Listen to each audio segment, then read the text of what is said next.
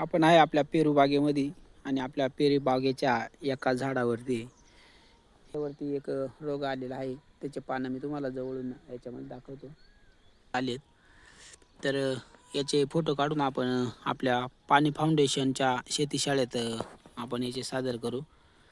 आणि आता आता सध्या हे झाडाची आपण छाटणी करून या पूर्ण पाण्याची विल्हेवाट आता लावून घेऊ. कारण आता खाली पाणी पण सोडलं आहे आणि हे झाडाचं खोड एकदम स्वच्छ करून घेऊ, जेणेकरून याचा प्रादुर्भाव दुसरीकडे जाणार नाही.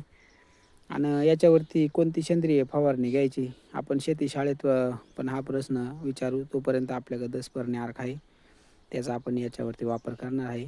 आणि याचा प्रादुर्भाव इतर या झाडांवर जाऊ नये म्हणून आपण याची आता छाटणी करून हे पानांची विल्हेवाट लावायची.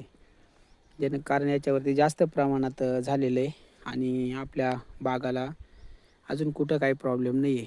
पण बागामधला झाड आहे हा, त्याच्यामुळं पूर्ण बागावरती आपल्याला याची ट्रीटमेंट करावं लागेल.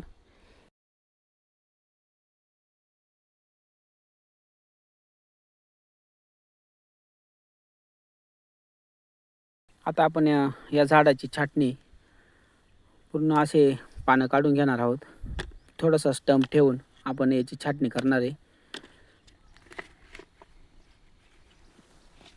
हे बघा, पूर्ण असे पानं झालेले आहेत. खाली हे जे वाळलेले पानं आहेत त्याच्यावरती पण आहे, कारण वरतून गळून पडलेले आहे ते पण आपण याची विल्हेवाट लावण्यासाठी साईडला काढून घेणार आहोत. तर ओळखा पाहू मित्रांनो, हा रोग कोणता आहे आणि आम्ही केलेला उपचार याच्यावरती असर करेल की नाही हे कमेंट करून जरूर कळवा. भेटू आपण पुढच्या व्हिडिओमध्ये. धन्यवाद.